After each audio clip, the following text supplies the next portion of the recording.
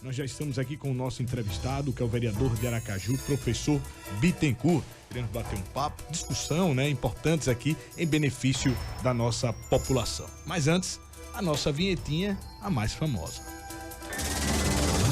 Entrevista.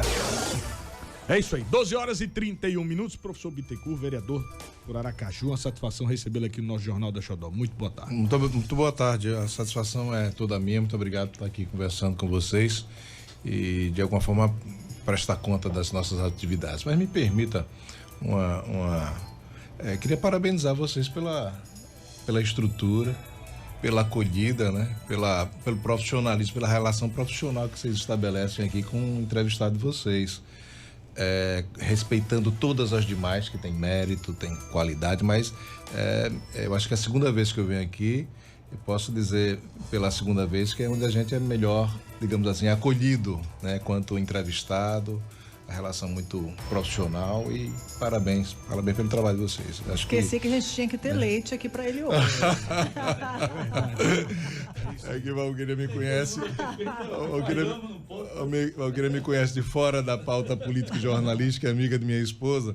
E minha esposa bebe a minha cota, eu não bebo, Aí ela fica brincando que eu só tomo leite, adoro leite com café eu adoro. Ele ia pro Forró Caju pra tomar leite com café. É verdade, um leitezinho com a pamonha, com o beiju ali no Forró Caju é ótimo. Isso é sempre bom. Olha, professor, uma satisfação mais uma vez recebê-lo aqui, faz parte de todo o nosso editorial, da forma como nós tratamos todos os nossos entrevistados, um jornalismo imparcial, e temos crescido muito em audiência, com a participação do povo e levando aquilo que é de realmente importante para a população. É isso, Eduardo? Exatamente isso. É um prazer poder recebê-lo. O professor Bittencourt ele é um intelectual.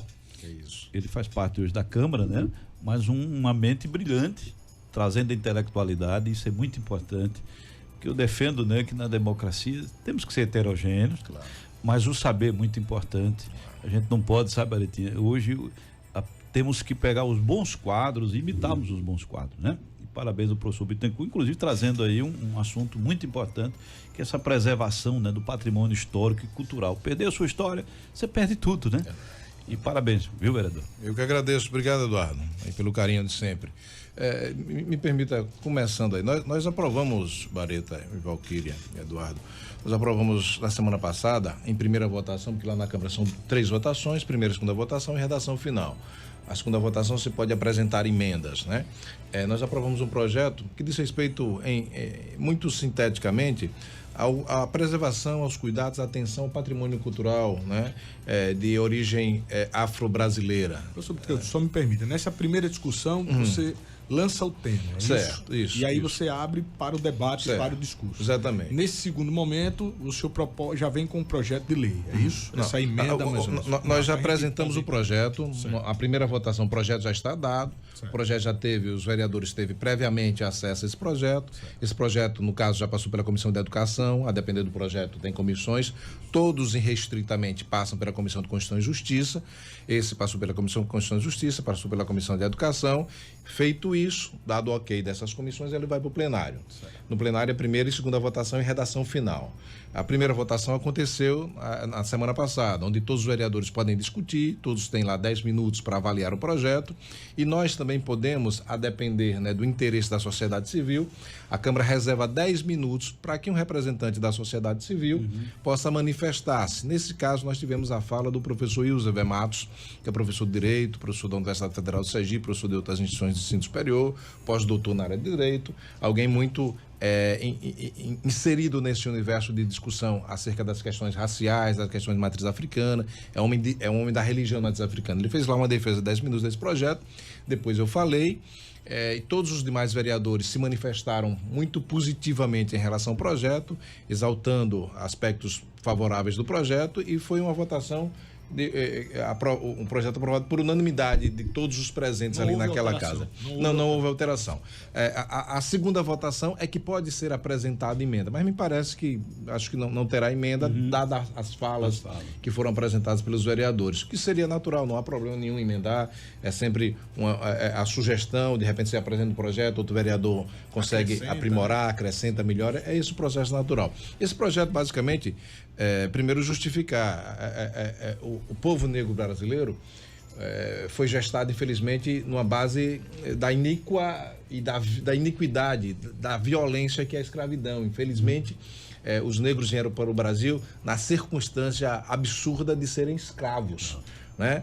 E você, Eduardo, para transformar alguém em escravo, você precisa encontrar uma opção de justificativa, no que pese todas sejam absurdas, grotescas, né? Deploráveis, né? Mas construíram, né, justificativas. Dentre elas é a desumanização do povo negro, né?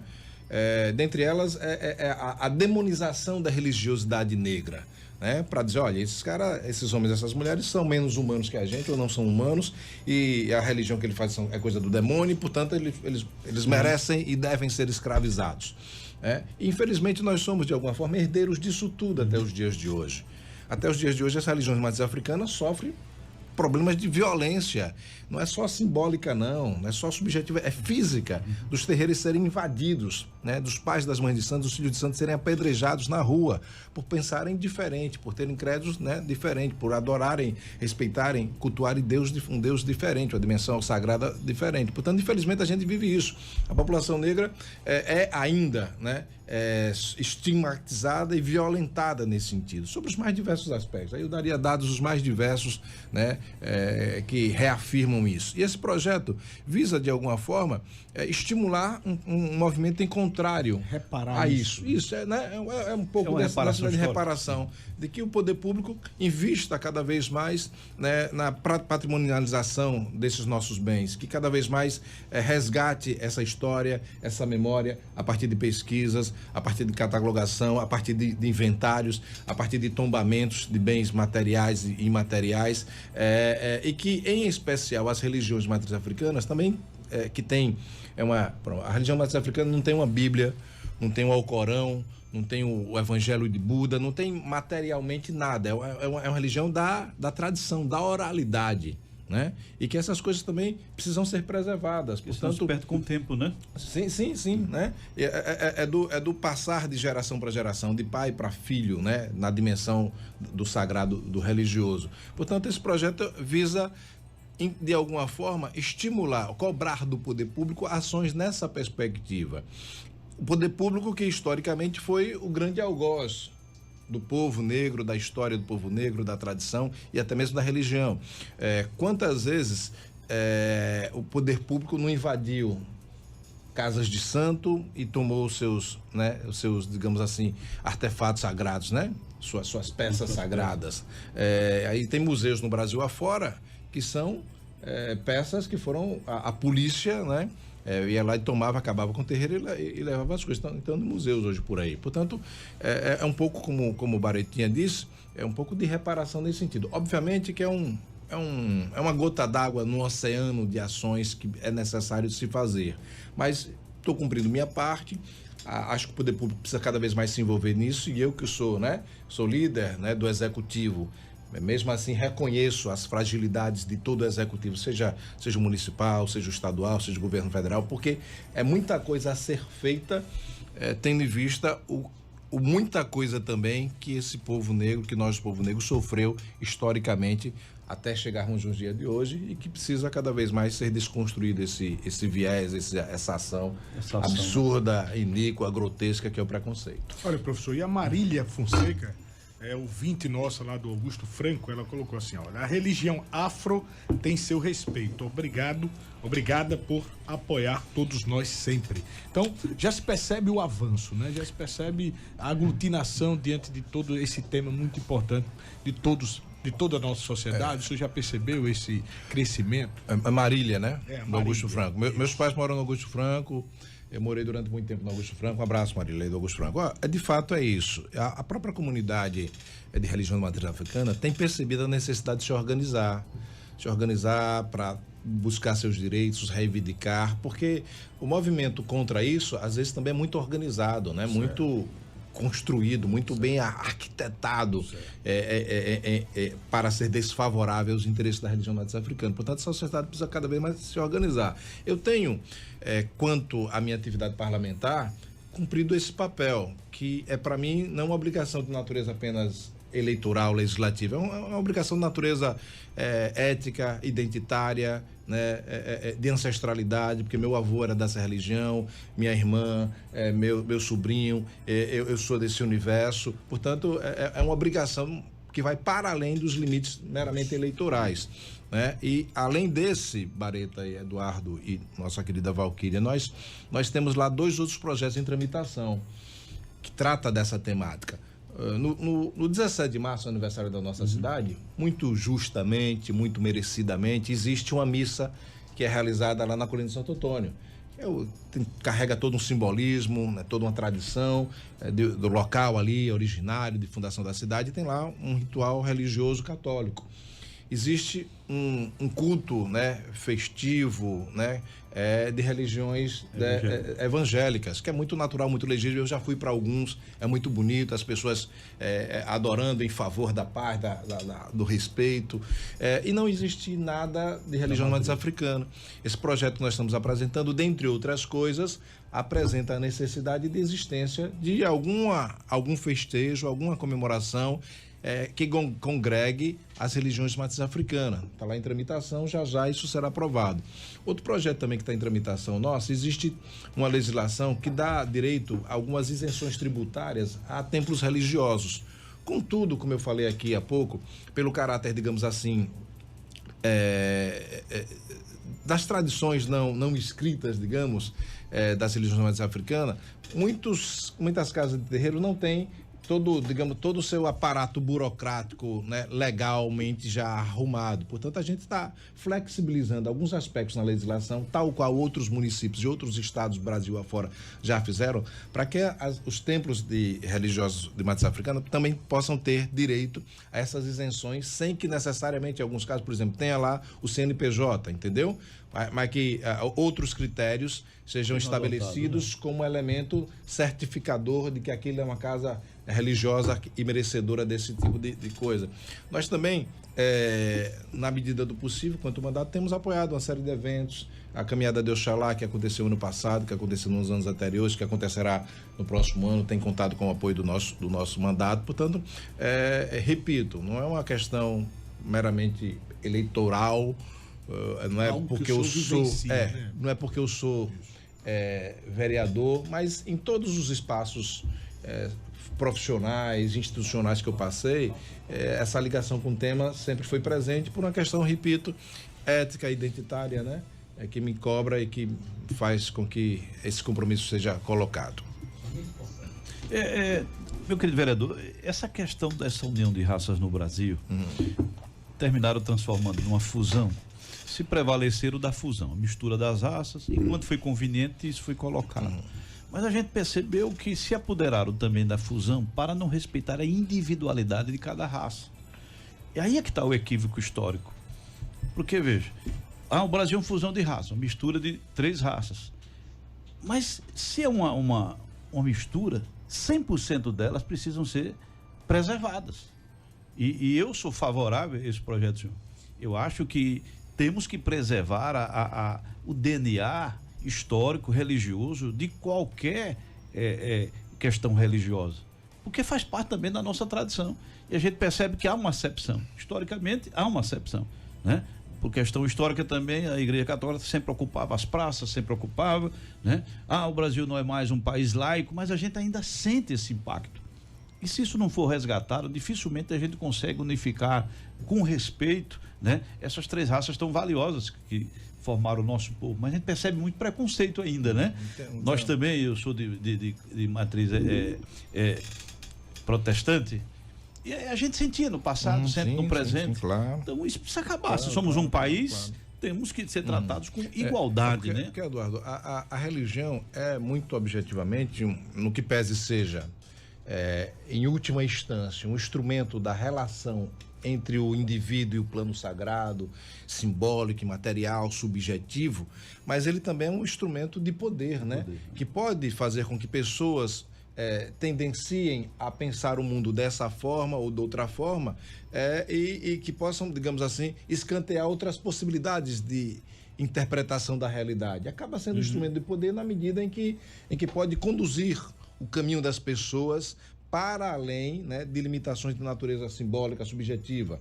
Aí a religião que acaba interferindo no Estado, a religião que acaba interferindo no plano político, a religião que acaba interferindo nos planos institucionais, né? É isso. E, majoritariamente, nós somos um berço, né? Digamos assim, ninado, uma criança ninada pelas referências de natureza cristãs, católicas, né?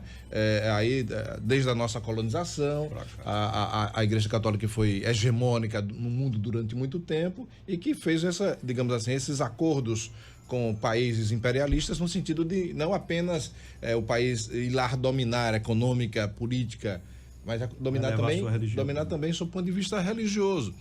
Mas o senhor fala de uma coisa muito importante, eu costumo citar sempre, que é um livro muito básico, acessível para todo mundo, o livro de um sujeito chamado Darcy Ribeiro, que é o povo brasileiro. Ele cita exatamente isso, de quão extraordinário é o Brasil por conta da sua mistura de raças, né? Mas que, ao mesmo tempo, esse discurso de mistura de raça, que é algo extraordinário, se viu para justificar a inexistência digamos assim, de racismo. Aí você pega alguns outros clássicos também da literatura brasileira que vai dizer, olha, o Brasil não é racista, tá vendo como as pessoas se misturam, como ela é tão miscigenada? Ali não passou de um ato de natureza sexual que reproduziu alguém, né? Mas quando você vai ver, sob o ponto de vista, né, da violência que aquilo perpetra, é enorme. Alguns teóricos construíram o absurdo de dizer que a escravidão no Brasil foi algo ameno. Não existe possibilidade de escravidão amena. A escravidão é a mais estúpida forma de poder de um ser humano sobre outro ser humano. O sujeito escravizado é levado à condição de objeto, né? E o objeto é aquilo que eu faço com ele, o que eu quiser fazer, porque ele não tem sentido, ele tem um sentido que eu der a ele. Esse celular tem um sentido que eu der a ele, pode virar uma arma se eu jogar na cabeça de alguém, não é verdade? Portanto, repito, nós somos herdeiros disso tudo ainda. Portanto, é um exercício de alguns séculos que a gente precisa cada vez mais desconstruir, né? É uma educação cada vez jogada na cabeça da gente de alguns séculos que a gente precisa cada vez mais desconstruir.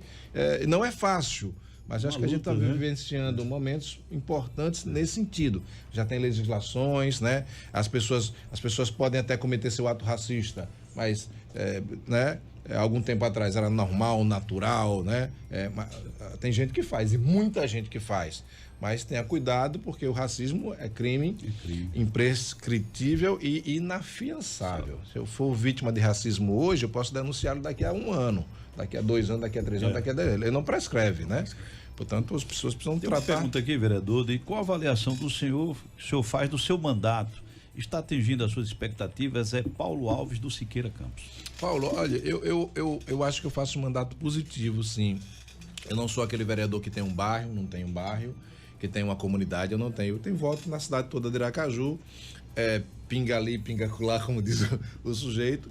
Tenho tratado de pautas as mais diversas, tenho cumprido o papel de ser o líder do prefeito Edvaldo Nogueira, que me honra o fato de ser líder do prefeito. Acho que é uma administração que tem dado os resultados positivos para a cidade de Aracaju, o que não significa dizer que não tem problema. Estaria mentindo está mentindo qualquer um que não disser que tem problema. Agora, acho que não foge dos problemas, né? Acho que é sim um mandato positivo. Fui reeleito, acho que a reeleição é um demonstrativo, né? Disso, e agora tem um processo, mais uma vez todos nós seremos colocados à prova, agora em 2024. O que não significa dizer que eu poderia fazer mais. Eu acho que a gente sempre pode fazer mais. A experiência também vai acumulando, né? Saberes para que a gente possa fazer mais, fazer melhor, isso tudo. Por outro lado, também é um mandato aberto para ouvir críticas, sugestões, né? Eu digo sempre, não há, como você estava falando aqui dos temas possíveis para a gente tratar, eu trato qualquer tema, né? Portanto, o mandato também não tem uma bandeira só. O mandato tem diversas bandeiras, tendo a população de Aracaju, a cidadania como sendo a referência maior dessas bandeiras. Olha, professor, e mais uma participação, né, da nossa ouvinte Carmen Alves, lá do Inácio Barbosa. Olha, professor Bittencourt, continuamos sofrendo com o transporte público em Aracaju. Como está o processo de licitação? Ô Carmen, você tem toda a razão. Eu não vou aqui dourar a pílula, dizer o transporte público de Aracaju está pleno vapor. Não está. tem problemas sérios no transporte público de Aracaju. Existem empresas muito organizadas, muito bem estruturadas, que servem equipamento, em especial o ônibus, né, digamos assim, em boas condições. Tem outras empresas que não estão cumprindo esse papel, né? Por outro lado, também é um fenômeno do transporte público brasileiro. O transporte público brasileiro, ele não se as empresas hoje não têm condições de dar conta das demandas que se apresentam no transporte público, né? A expectativa que o prefeito tem trabalhado muito, inclusive a partir da Frente Nacional do Prefeito, é de que o governo federal possa subsidiar, como parte expressiva dos países mundo afora, já cumprem esse papel, né? Portanto, o prefeito tem trabalhado muito nesse sentido. A licitação, o prefeito contratou uma empresa para a construção dos primeiros estudos nesse sentido, porque é bom lembrar, a última licitação que o prefeito apresentou, ela foi judicializada, né? Portanto, é um aspecto complexo. Nós temos algumas características de Aracaju que são interessantes. Nós temos os terminais de integração. Você entra no ônibus, você pode rodar toda a cidade de Aracaju e voltar para o ponto que você estava, parar, ficar uma hora ali e voltar depois. Se você quiser, você passa o dia todo andando de ônibus de Aracaju de terminal em terminal. Portanto, tem essas particularidades também na hora de formatar uma licitação. Portanto, a expectativa nossa é que esse ano ainda o prefeito apresente, né, essa chamada para a licitação dos ônibus de Aracaju. Agora, repito, é um passo importante, mas não entendo como sendo a salvação, digamos, do transporte público. Eu acho que precisa cada vez mais a presença do poder público, tal qual investe na saúde, tal qual investe na educação. É preciso investir nessa coisa que é uma expressão da democracia e da cidadania, do direito de ir e vir. Tem gente que não tem dinheiro, né, para ir e vir. Portanto, o poder público precisa cada vez mais investir nisso, na qualidade e no subsídio, inclusive, das passagens. Estamos hoje com praticamente um carro para cada 3 habitantes. Aracaju só perdia, Bretinha, para Brasília, para. Então, o problema eu tenho visto, inclusive até da oposição, e acho que a oposição, às vezes, ela está sendo injusta, porque está insinuando. Começou a insinuar que o problema era Hermes Fontes. Eu nunca vi 3 vias serem piores do que 2. A matemática não fecha. Verdade. E era 2 antes, né? Era 2, né? Aí 3 estão piores do que 2. Você analisar, o problema não é esse. O problema é que Aracaju nunca encarou que o coletivo, por ser coletivo, tem prioridade sobre o individual. Exatamente. Se Aracaju tem um carro para cada 3 habitantes, as distâncias são curtas, é claro que eu vou com o meu carro para qualquer ponto. Então, se não trabalhar pelo coletivo, isso nunca vai se equacionar. A questão é, nós da Aracaju, vamos aceitar o rodízio, porque vai chegar um ponto que vai ter rodízio. Você tem uma casa, tem 5 pessoas, as 5 vão pro centro da cidade, cada um vai com o seu carro. E outra coisa, você quer parar na frente do lugar que você vai, né? A gente ainda tem essa mania, né? Você quer parar na frente do estabelecimento, na porta ali, né? E o pior, historicamente, a nossa cultura em Aracaju, veja como ela é soberba, nós fomos criados de tal forma que o que é público não vai de acordo com a nossa classe social. Aracaju sempre teve uma classe social muito forte, principalmente depois da chegada da Petrobras. Criou essa classe média que existe aqui, que não existe em país desenvolvido do mundo nenhum, nem nas grandes cidades do Brasil. São Paulo, todo rico anda de metrô, ônibus, trem, e nós temos essa dificuldade. Claro que o transporte público não nos atende. Mas o que está sendo colocado, inclusive pela oposição, tem paciência. Né? É um raciocínio, me parece lógico. Você coloca um aspecto muito, muito básico. A Hermes Fontes tinha 2 vias, hoje ela tem 3. E é pior do que... Portanto, não está pior do que o que era com uma. Ela priorizou o ônibus. Converse com os usuários de ônibus, e é isso que você coloca. Cada vez mais precisa priorizar isso. Nem com as pessoas. Sim, exatamente. Que realmente tem aprovado, né? Tem ganho aí uma agilidade. O sapato tem parecido. Pior do que um sapato? Não existe. Olha, 12h54, pra gente finalizar, o bloco dos 15. O bloco dos 15. Parece bloco carnavalesco. Professor Bittencourt, esse protagonismo, né, que a Câmara passou a despertar. Como está sendo a sua percepção diante disso? Olha, primeiro que eu respeito bastante. Eu sou da política, né? No que pese eu tenha 2 mandatos, mas eu faço política desde a época do movimento estudantil, quando eu entrei na universidade, em 87. Até a Valquíria nem era nascida ainda, né? Essa parte foi boa, gostei. A Valquíria nem tinha nascido ainda. Portanto, eu fui presidente do Diretório Central dos Estudantes, militei no movimento estudantil, fui dirigente do PCdoB durante muitos anos. É porque as pessoas às vezes acham que a gente só está na política quando você tem um mandato, né? E não é isso. Portanto, eu respeito isso. Acho que todo mundo tem todo o direito de buscar protagonismo, buscar destaque, buscar uma luz, né? Holofotes no campo da política. Óbvio que para isso tem limitações do ponto de vista ético, moral, que é da circunstância humana de cada um nesse sentido, né? E não sendo assim, cuide-se das repercussões que pode advir desse descumprimento, digamos assim, de qualquer preceito de natureza ética nas relações políticas. Eu respeito isso. Agora, eu não sei mais se esse grupo existe. Existe esse grupo dos 15? Dos 15. Né? Eu não sei mais se ele existe. Um dia desse me perguntaram se eu fazia parte. Eu disse, eu sou do grupo do 12, que é do PDT. O 12 é o número PDT, né? Eu sou do grupo também do 55, que é o número do governador. Eu sou desse grupo aí. Portanto, eu não tenho... se existe ainda, a gente respeita, todo mundo tem direito a buscar protagonismo. Agora, o que é que eu acho? É que eu não posso impor nenhuma realidade a ninguém. Eu preciso me colocar, apresentar-se, né? E o grupo entender que aquela apresentação, aquela colocação dá valia a eu alçar a condição de candidato ou pré-candidato, alguma coisa nesse sentido, né? Quando você chega chutando o pau da barraca, né? Ou é assim ou não é, né? Botando a faca no pescoço. Né? As pessoas reagem também, porque às vezes os outros acham, eu vou jogar pesado e que do outro lado vai ter alguém só tomando pernada, né? Não. As pessoas reagem também, né? Você pega um gatinho mansinho, bonitinho e tal, acue ele ali para ver o que é que o gato faz com você, né? Encurrale o gatinho para ver o que é que ele faz com você. Ele reage também, porque é o momento da sobrevivência. O governador, ele disse que, por exemplo, a decisão da capital vai caber vai ouvir o prefeito, né? O senhor é líder do prefeito. Sim, sim. Sim, Edivaldo, o Fábio Mitiré tem dito sempre isso. A sucessão, por exemplo, de Belivaldo foi conduzida pelo Belivaldo, que é natural. A sucessão dele é natural que ele conduza. Ouve-se a todos, ouve o grupo, tal, e conduz. O prefeito Edivaldo Nogueira vai fazer a mesma coisa, e é natural que ele conduza a sucessão dele. Ele faz parte de um grupo.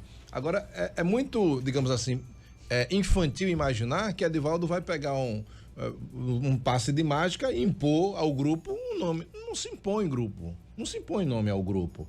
Se constrói uma relação, porque não adianta dizer o nome é esse e o grupo não abraçar. Portanto, ele vai construir, vai dialogar, vai conversar, porque é esse o papel do Edivaldo sempre, né? As pessoas às vezes também esquecem que Edivaldo é a 4ª vez que esse rapaz é prefeito da cidade de Aracaju. É difícil, certamente será difícil alguém superar essa meta. Portanto, se ele é isso, é porque ele faz política também, né? Conversa, dialoga. Ou será que ele se impôs 4 vezes? Não, ele naturalmente sabe como é que o jogo funciona. É isso aí. Olha, professor Bittencourt, chegamos ao final desse bate-papo, dessa entrevista muito bacana, esclarecedora. Tocamos em alguns pontos importantes, necessários aí, desenvolvidos pelo seu mandato. Queria que o senhor deixasse a sua mensagem final. Que se o senhor é o candidato, né? Já falou ali que é um pré-candidato, possivelmente. Não, eu sou candidato à reeleição, mas se meu nome aparecesse aí, quem não gostaria de ser candidato a prefeito de Aracaju, né? Essa cidade maravilhosa que certamente o futuro prefeito herdará uma cidade arrumada, azeitada, diferente do que Edivaldo assumiu. Edivaldo recebeu uma prefeitura para pagar no outro dia 570 milhões de reais, quando você botava a Previdência virava 800 e tantos milhões de reais. Minha palavra final é primeiro basicamente agradecer a possibilidade de estar aqui conversando com vocês e mais uma vez parabenizar o profissionalismo, a seriedade e a acolhida de todos que vêm aqui, pelo menos falo por mim, né? Imagino que seja todos, muito bem recebido, muito bem acolhido, e parabenizar aí quem dirige esse grupo. Eu vi aqui são 5 ou 6 emissoras, né? Parabéns aí à direção do grupo. Seu Nelson Nascimento, um abraço, Nelson Nascimento. Um dia me apresente ele que eu darei um abraço. Nós alcançamos 75 municípios. Parabéns. Certamente as fronteiras aí dos estados, né? Obrigado, um abraço, saúde e paz para todos nós. Olha, 12h59, você pode rever essa entrevista lá no nosso YouTube, nosso canal da Rede Xotó de Comunicação. Vai lá no link e acompanhe todo esse trabalho desenvolvido aí pelo professor Bittencourt, vereador por Aracaju.